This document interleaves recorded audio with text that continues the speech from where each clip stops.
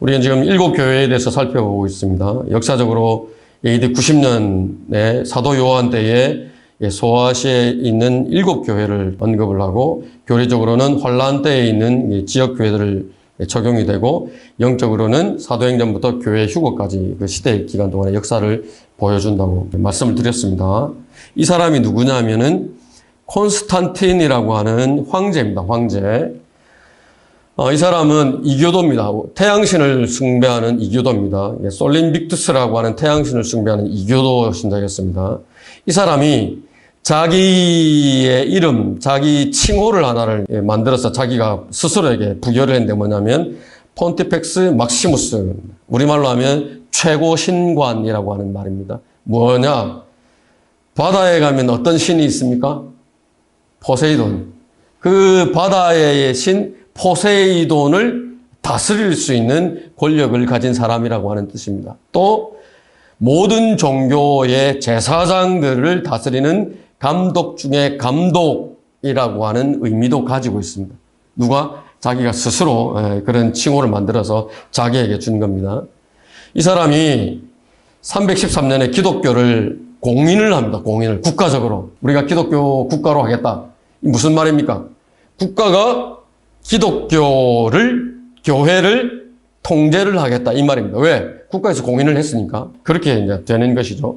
그래서 이 시기를 통해서 교회가 세상 정부에 이제 귀속이 되어버립니다. 근데 하나님의 말씀은 뭐예요? 지금은 왕국이 나의 것이 아니다라고 말씀하십니다.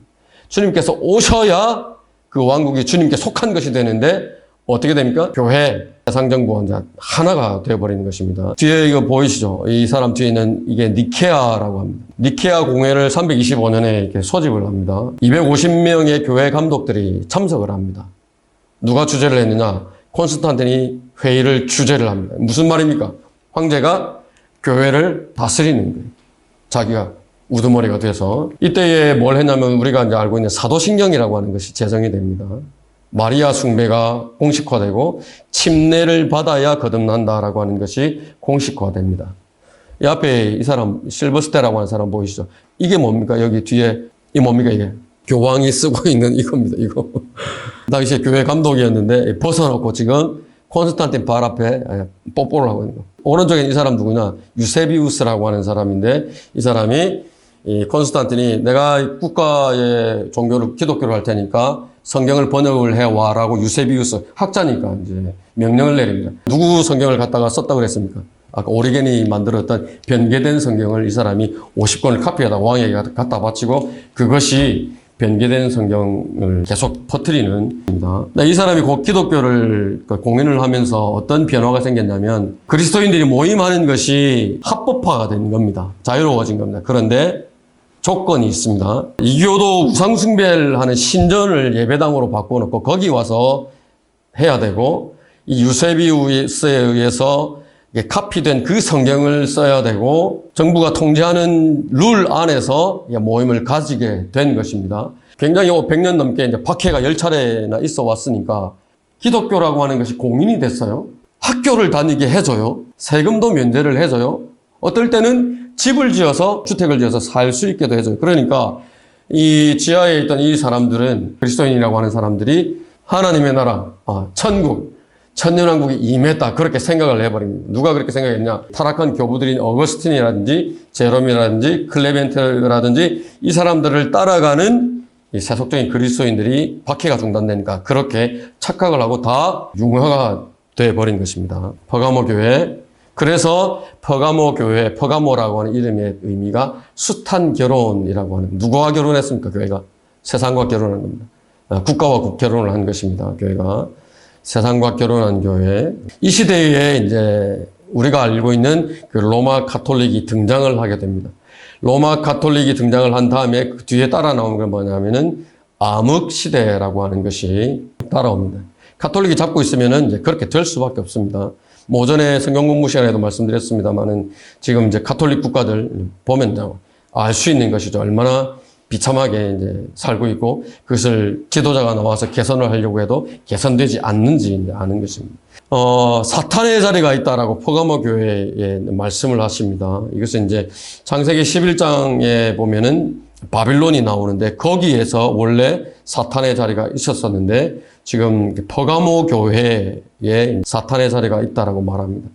콘스탄틴이 기독교를 공인을 하고 325년에 니케아 회의를 소집을 해서 교회와 국가를 하나로 만들었을 때에 이 사람이 뭘 가지고 왔냐면은 이교도의 우상 숭배하는 의식들을 그대로 교회 안에 가지고 온 것입니다. 여러 가지가 있겠죠. 부활절이라든지 크리스마스라든지 그런 이교도적인 관습들을 교회의 이름 안에, 교회 안에 가지고 온 것입니다. 지금은 이 짐승의 자리가 바티칸입니다. 로마 교황청이죠. 대환란 때에는 환란 성전의 이제 지성소가 그 자리가 될 것입니다. 데살로니가후서 2장 4절에 제가 한번 읽어드릴 테니까 이 그림하고 지금 앞에 있는 이 그림이죠. 이 그림과 제가 지금 읽어드리는 내용, 앞으로 적그리스도가 와서 그 지성소에 앉게 될 그 모습을 비교해 보십시오. 하나님이라고 불리는 모든 것, 숭배받은 모든 대상 위에 자신을 높여 성전에 앉아 자신이 하나님이라고 경배받는다. 비슷합니까? 그렇죠. 변하지 않는 것입니다. 과거에도 있었고 앞으로도 다시 와서 똑같이 이 짓을 하게 되는 것입니다. 모양만, 이름만 다르다 뿐입니다. 자, 퍼가모 교회 숱한교로이라고 했습니다. 날카로운 양날 가진 분이 말씀을 한다라고 합니다. 여기 뒤에 보면 일치라고 하는 말입니다. 여러 가지 이제 협회, 여러 가지 종교계를 대표하는 인물들이 나와서 어깨동무를 하고 이제 연합하는 것입니다. 그런데 누가 말씀을 하시느냐? 날카로운 양날 가진 칼을 가지신 분이 말씀을. 이 시대에, 퍼가모 시대에 성경대로 믿는 그리스도인들이라고 불리는 사람들이 있습니다. 표준 원문이라고 불리는 시리아 계열의 비잔틴 원문을 사용을 해서 복음도 전하고 로마 가톨릭 이단 교리를 정면으로 이렇게 반박하고 싸우다가 이렇게 투옥되고 죽임을 당했습니다. 자, 신실한 순교자 안티파가 있습니다. 퍼가모 때의 그리스도인들은 처음에는 누가 박해를 했습니까? 그리스도인을 로마 제국이 박해를 했습니다. 근데 이때에는 누가 박해를 합니까? 종교 로마가 박해를 합니다. 로마 가톨릭이 박해를 받는 것입니다.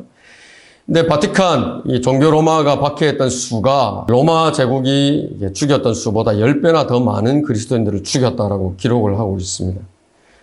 오늘날 지금 어깨동무하고 있는 이 사람들, 오늘날 기독교계의 모습을 잘 보여주고 있는 것이죠. 많은 퍼가모 때의 교회들이 세상과 국가와 연합했던 것처럼 오늘날에도 많은 교회들이 세상과 연합을 하고 있습니다. 성경 다 던져버리죠. 복음 전파하지도 않죠. 세상을 위해서 일하죠. 세상을 아름답게 만들기 위해서라면 어느 누구와도 심지어는 타 종교와도 이렇게 연대할 수 있다라고 이야기를 하는 것이 오늘날입니다. 교회가 석탄일을 축하한다고 플랜카드 걸죠. 불교에서도 예수님 탄생을 축하한다고 절간에다 플랜카드 걸죠. 그걸 말하는 겁니다. 그런 겁니다.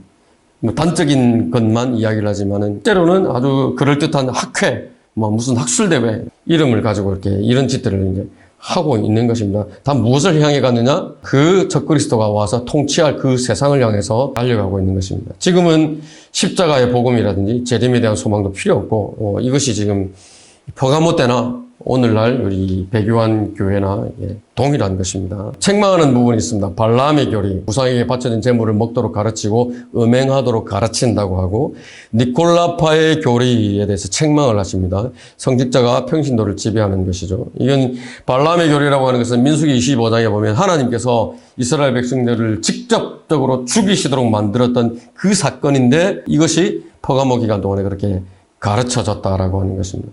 구체한 교리적인 내용들은 여러분 여러 번 들었기 때문에 잘 아실 것입니다. 이 사람 누굽니까? 아버지라고 불리는 사람들입니다. 재판관기 18장에 보면은 아버지라고 불리는 제사장이 처음 등장을 하게 되는데 이 사람들이 여러 가지 우상 숭배를 하나님을 섬긴다고 하는 미명하에 도구로 사용을 하는 겁니다. 이방 종교에서 쓰는 종교 의식들 교회 안으로 가지고 온 것입니다. 부활절, 성탄절, 마리아 숭배, 연옥의 교리 이런 것들 이 사람들이 가지고 와서 교회를 오염시키는 것입니다. 하나님보다 인간을 더 숭배하게 만들죠. 그래서 구원의 문을 닫아버립니다. 세계에 나가보시면 그리스도인, I'm Christian 그러면 우리 같은 그리스도인을 말하는 줄 알아요. 그런데 여기 그 사람들이 크리스찬 이러면 카톨릭을 말합니다. 자기들을 그리스도인이라고 불러요, 이 사람들이. 자, 믿음을 부인하지 않는 증인들이 이 시대에도 있었습니다. 콘스탄티노 크리소스톰, 황금의 입이라고 불렸던 사람입니다. 이 시리아 계열의 비잔틴 원문을 사용했다라고 하는 이유로 불법자로 투옥이 되었습니다. 복음전했습니다. 지옥에 대해서, 저주에 대해서, 거듭남에 대해서 설교를 했습니다. 흑해로 추방되었는데 추방되었을 때도 표준 원문을 러시아어로 번역을 해서 활동을 했습니다. 그 다음에 성 패트릭이라고 하는 사람, 아일랜드. 성 패트릭 축일 여러분 들어보셨습니까? 초록색 옷 입고 카톨릭에서 하는 이제 축제가 있습니다. 성 패트릭, 이 패트릭이 지금 살아서 돌아오면 다 뒤집어 엎지 않겠습니까?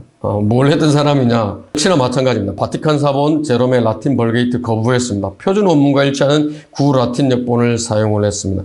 아일랜드 숲에서 활동을 했는데 북을 치면 아일랜드 원주민들이 모여들죠. 그러면 북을 눕혀놓고 북이 올라가서 여러분 거듭나야 합니다. 거듭나지 못하면 진노를 받아 지옥에 가게 됩니다. 그렇게 설교를 했던 사람이 성 패트릭입니다. 초록색 옷 입고 전혀 상관없습니다. 전혀 상관없습니다. 여기 이제 나머지 프랑스에서 활동했던 노르웨이, 스웨덴에서 활동했던 이분들 역시나 뭘 했느냐. 표준 원문, 올바른 성경입니다. 변개된 성경이 아니라 올바른 성경을 가지고 활동했던 위대한 복음 전파자들이었습니다. 실비안, 아다, 르빈, 체드, 구스버트, 아단, 몬타니스트, 도나티스트, 제침례교도 역시나 가톨릭에 저항했던 복음 전도자들이었습니다. 416년에 유아 세례가 국가에서 법으로 제정이 됩니다. 국가에서 법으로. 네, 이분들은 다 유아 세례를 받았건 말았건 유아 세례를 받았다 하더라도 다시 신앙 고백을 하면 다시 침례를 주는 제침례교도라고 불리는 이런 사람들이 이 기간 동안에 등장을 한 것입니다. 이 다음부터 1000년 동안 성경대로 믿는 제침례교도들을 향해서 피해 박해가 이제 지속되었고 톨릭에 의해서 5천만 명 이상이 되는 사람들이 죽임을 당하는 암흑 시대가 이제 도래를 하게 됩니다. 500명이 아닙니다. 5만 명도 아니고 5천만 명이 되는 사람들이 누구에 의해서 종교 로마 가톨릭에 의해서 죽임을 당했던 것입니다. 여기가 퍼가모 기간입니다. 우리가 이제 교회사 기간을 보면서 이런 분들이 있습니다. 금방 믿음을 부인하지 않은 이 여러 증인들의 이름들 쭉 불러드렸습니다만은 하나님의 말씀입니다. 하나님의 말씀을 존중하고 하나님의 말씀의 가치들을 알고 하면은 하나님께서 올바른 것들을 보여주시고 올바른 것들을 쫓게 해주시고 또 세상의 거대한 물결, 하나님을 대적하는 물결로부터 거슬러서 하나님을 따라서 믿음을 수호할 수 있는 그런 위대한 사람들을 하나님께서 세우시는 것입니다. 이분들이 썼던 그 똑같은 성경이 이제 저와 여러분 손에 들려있는 이 한글 킹제임스 성경입니다. 사랑해야 되겠죠? 부지런히 읽으시고 가치를 아시면 부지런히 이렇게 찾으시는 겁니다. 교회사를 공부하면서 우리가 이제 마음에 또 가지고 있어야 할 한 가지일 것입니다.